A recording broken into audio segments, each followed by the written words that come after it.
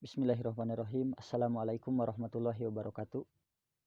Innal hamdalillah nahmaduhu wa nasta'inuhu wa nastaghfiruh wa na'udzu billahi min syururi anfusina wa min sayyiati a'malina may yahdihillahu fala mudhillalah wa may yudlil fala hadiyalah. Asyhadu an la ilaha illallah wahdahu la syarikalah wa asyhadu anna Muhammadan abduhu wa rasuluh amma ba'du. Fa innal astaqal hadisi kitaballah wa khairan hadiyu hadiyu Muhammad sallallahu alaihi wasallam wa asaral umuri muhdatsatuha wa kulla muhdatsatin bid'ah wa kulla bid'atin dolalah wa kulla dolalatin finnar. Alhamdulillah, pertama-tama marilah kita panjatkan puji serta syukur kita kehadirat Allah Subhanahu wa taala yang alhamdulillah berkat kekuasaannya, berkat rahmatnya, berkat karunia-Nya kita masih diberikan beberapa kenikmatan-kenikmatan yang telah kita alami. Di antaranya ada nikmat iman, nikmat Islam, nikmat takwa, dan yang paling penting adalah nikmat kesehatan. Yang alhamdulillah nikmat kesehatan ini selalu kita pakai untuk kegiatan-kegiatan sehari-hari kita. Baik dalam bentuk beraktivitas ataupun pekerjaan. Yang mana seharusnya kita menggunakan aktivitas ini dengan sebaik mungkin. Jangan sampai kita menggunakan aktivitas ini dengan cuma-cuma. Karena kata Nabi SAW pernah berkata, min husni islamil mar'i tarkuhu malayanihi. Seorang muslim yang baik itu meninggalkan apa-apa yang tidak bermanfaat baginya. Maka dari itu kita manajemen waktu dengan baik, beraktivitas dengan baik. Karena dengan aktivitas yang baik kita akan memunculkan sebuah kegiatan-kegiatan yang bermanfaat baik untuk diri kita ataupun untuk orang lain. Baik, di sini saya akan menjelaskan sedikit tujuannya Allah menciptakan kita, menciptakan manusia ataupun menciptakan jin ke dalam dunia ini untuk apa?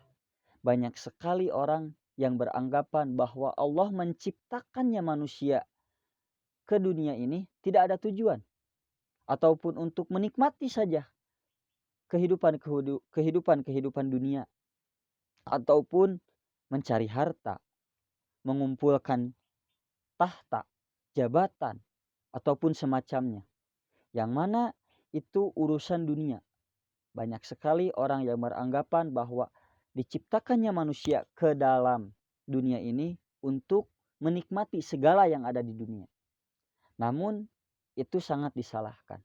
Bahwa Allah menciptakan manusia ke dalam dunia ini pasti mempunyai tujuan. Yang mana tujuan itu pasti bermanfaat baik untuk kita ataupun untuk orang lain.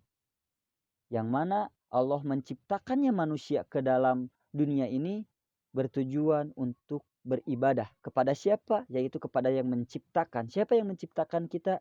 Yaitu Allah Subhanahu wa taala. Yang mana Allah Subhanahu wa taala pernah berfirman yang berbunyi, A'udzubillahi minasyaitonirrajim. Wa ma khalaqtul jinna wal insa illa liya'budun. Allah tidak menciptakan jin dan manusia kecuali untuk beribadah kepada siapa? Kepada Allah Subhanahu wa taala.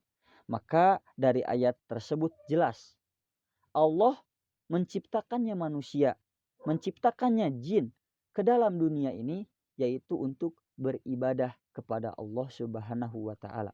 Maka dari itu segala aktivitas yang kita lalui, baik itu di dalam rumah, di dalam lingkungan, di dalam organisasi, di dalam kampus, di dalam perusahaan ataupun pekerjaan, tanamkan dalam diri kita, tanamkan dalam hati kita bahwa segala aktivitas yang kita hadapi awali dengan bismillah. Semoga aktivitas kita diterima oleh Allah Subhanahu wa taala dan menjadi nilai ibadah. Bukannya semacam-macam cuma-cuma gitu ya.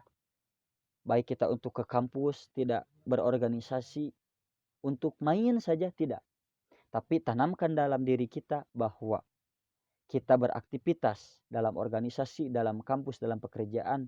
Tanamkan bahwa kita beraktivitas di dalam lingkungan-lingkungan tersebut yaitu untuk beribadah supaya menjadi nilai plus untuk diri kita sendiri.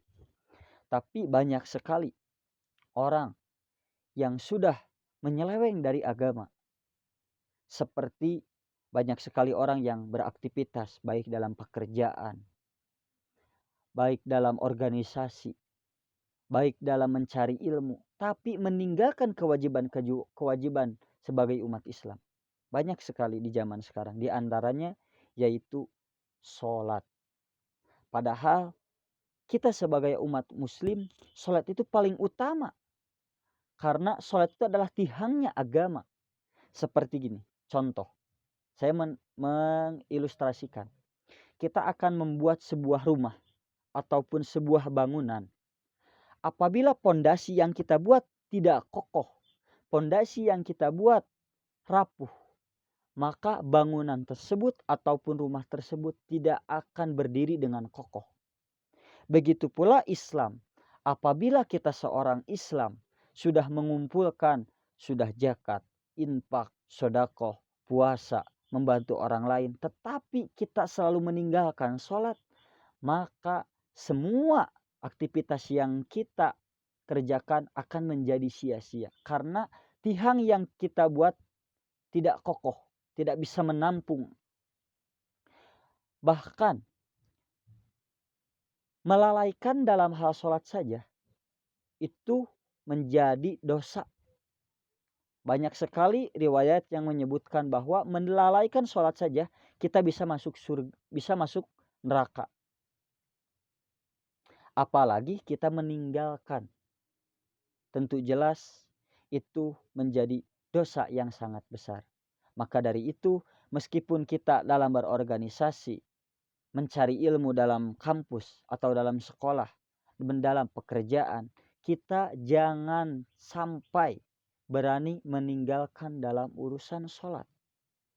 Karena sholat itulah yang akan menjadi tiang di diri kita. Wa'tasimu bihablillahi jami'aw wa la tafarraqu. Dan berpegang teguhlah kamu pada tali agama Allah dan jangan bercerai-berai.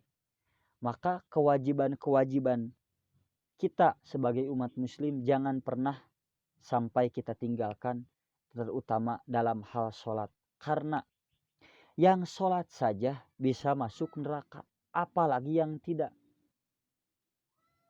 Tentu jelas yang tidak sholat itu menjadi dosa yang sangat besar dan bakal bisa menghantarkan kita ke dalam nerakanya Allah. Na'udzubillahi min dzalik. Mungkin sekian yang bisa saya sampaikan. Mohon maaf bila ada perkataan yang kurang dipahami ataupun kesalahan-kesalahan kata, karena saya di sini sedang belajar. Maka dari itu saya mengingatkan sekali lagi baik kepada mahasiswa ataupun kepada remaja ataupun kepada orang tua, murid, segalanya, semuanya, kita sebagai umat muslim harus sering sekali beraktivitas dengan sebaik mungkin. Jangan sampai aktivitas kita menjadi sia-sia. Dan jangan sampai dengan aktivitas semua baik dalam organisasi, kampus ataupun dengan yang lainnya meninggalkan kewajiban-kewajiban kita sebagai umat muslim. Dan aktivitas itu akan mencelakakan kita di akhirat kelak. Karena segala aktivitas yang kita lalui di dalam dunia akan dipertanggungjawabkan nanti di akhirat. Sekian yang bisa saya sampaikan. Tutup saja dengan doa.